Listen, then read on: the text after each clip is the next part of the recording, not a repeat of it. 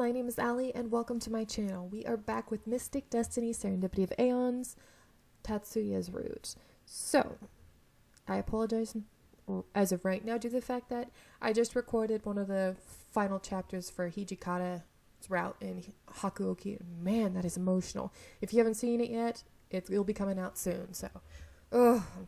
I sobbed. Katsu rises to his feet. Father follows suit, and they exchange a quick handshake. He then looks down at me. I can't read what he's thinking.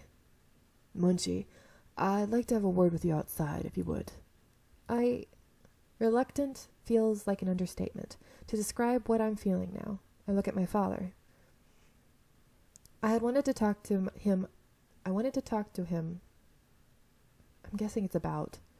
I wanted to talk to him about my mother as well as some other things today, but I see him urging me to go along with Katsu with his eyes.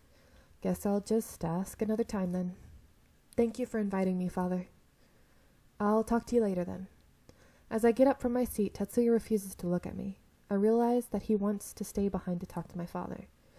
With a heavy heart, I follow after Katsunosuke, and we walk out of the room together.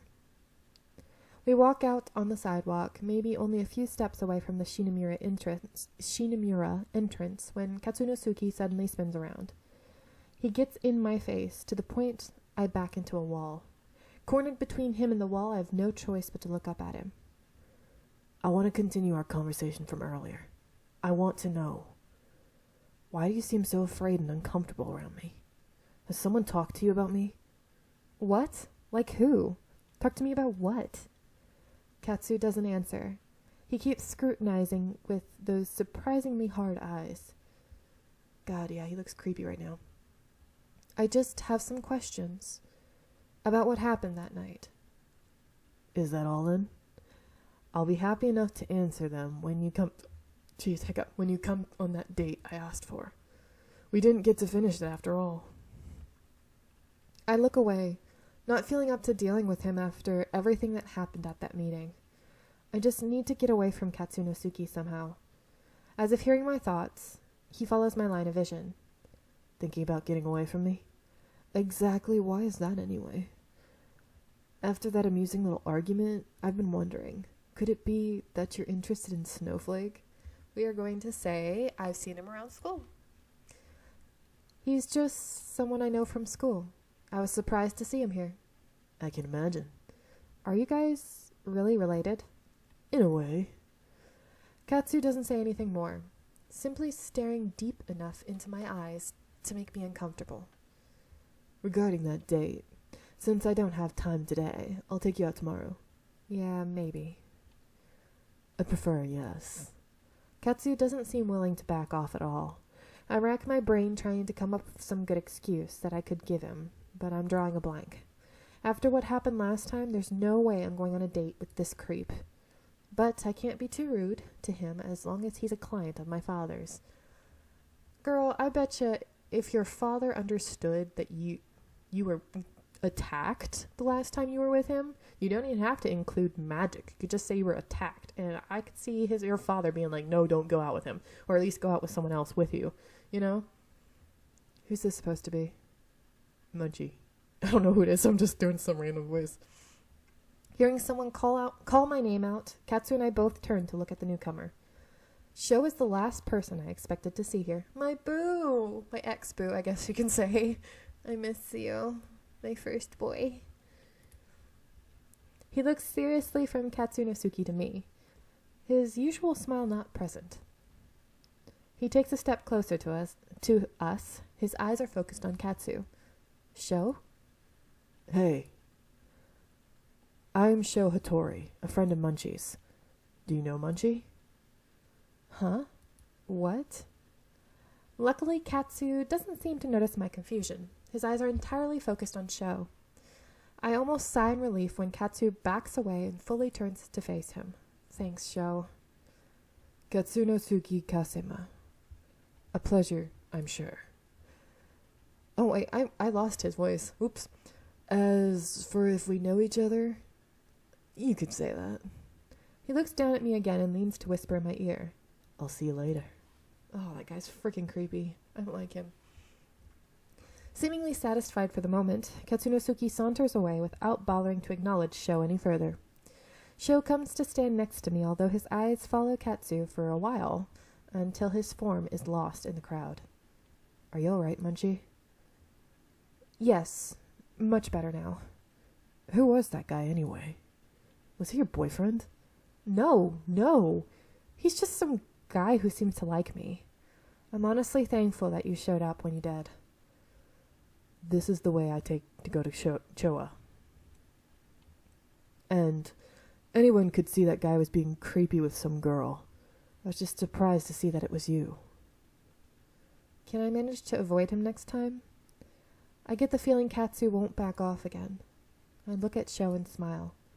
Well, anyway, thank you for helping me out. Sure, happy to help. I'll see you later, Sho. I give him a little wave as I walk away, but my thoughts weigh heavily on my heart. I've somehow ended up caught in the middle of this negotiation in the worst way possible. I start feeling nauseous the more I think about it. What if I really messed this deal up horribly for Dad?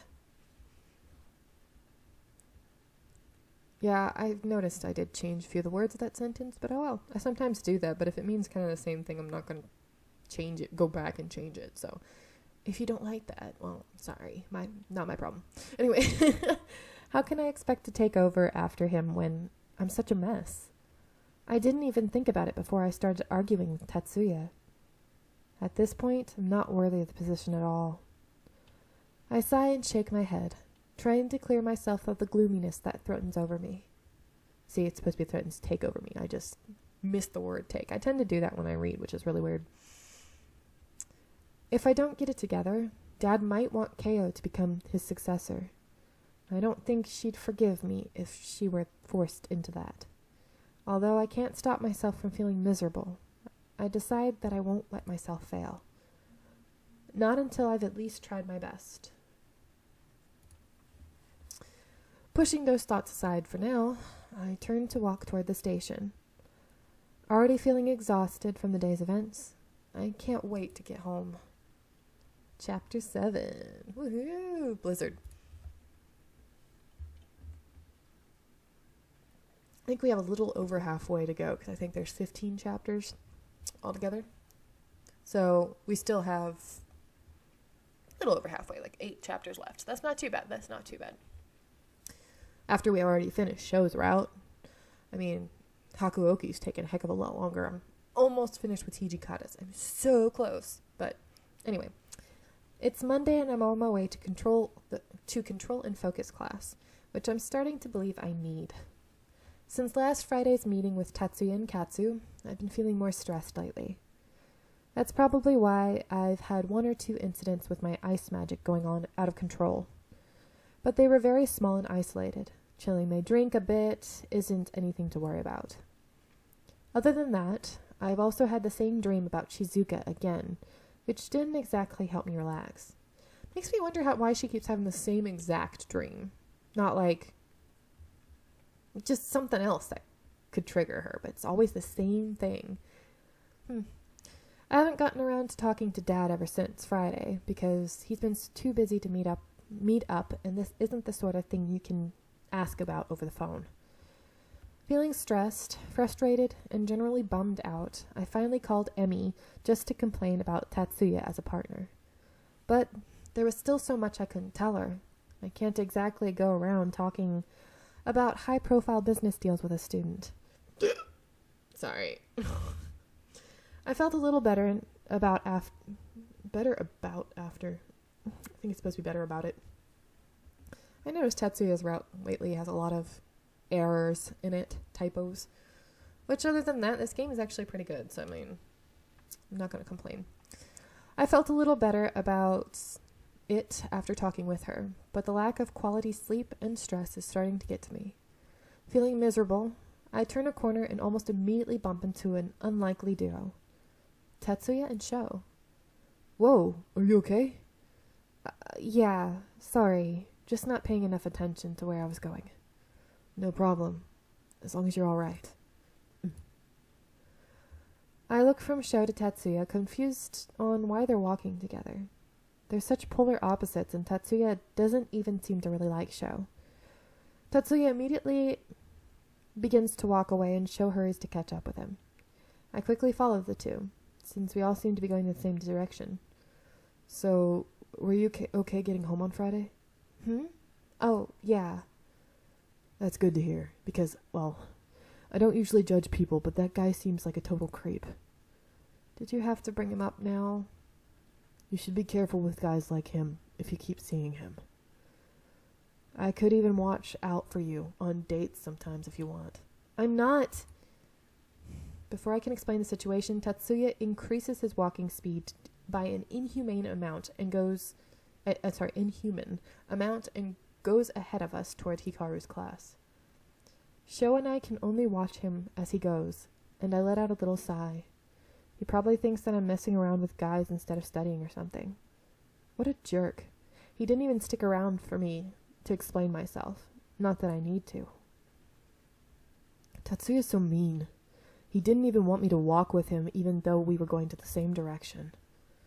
But this is the first time he just totally snubbed me like this. Maybe he's given even meaner. That sounded weird. I didn't read that right, but oh well. Or maybe he was just really annoyed by what you said. Oh, but that must be hard on you if so. How are you guys getting along? As well as you'd think with a guy like that.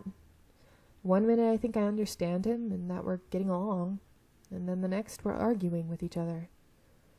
I just don't get him. Yeah, me neither really. But Tatsuya's always been like that. It's not you at all. Shinji's always talking about how he's got something up his butt. Sho pats me on the back, as if to console me, and then adds, I don't really think Tatsuya gets along with mostly anyone, except Taku. And to be honest, I don't understand that one at all. I think he's pretty lonely. So, wait. Who is that? I think he's pretty lonely, so he could use someone like you. Oh, so it is Takumi, okay. Takumi's words combine with Sho's in my mind, and I feel a pang of guilt. A small one, but it's there. Maybe I should be trying to get along with him better. Ugh, I don't know. Feeling out of sorts and even more frustrated, Sho and I part ways, and I head to the control and focus classroom. Despite all the problems swirling around in my mind, I find that listening to Professor Arden's lecture is actually quite easy. As if I've said many a time, breathing is absolutely essential of control. It doesn't matter if you can summon the power. Oh my god.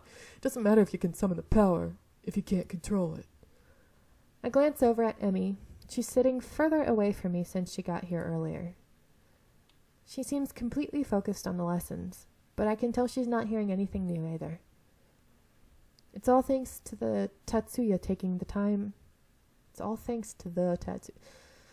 Yeah, Tatsuya's rat has a lot of errors. It's all thanks to Tatsuya taking the time to teach us that one weekend. My god. I'm actually going to let you guys go due to the fact that I am stumbling up a storm right now. And, yeah, I hope you're enjoying, and I'll see you in the next one. Bye!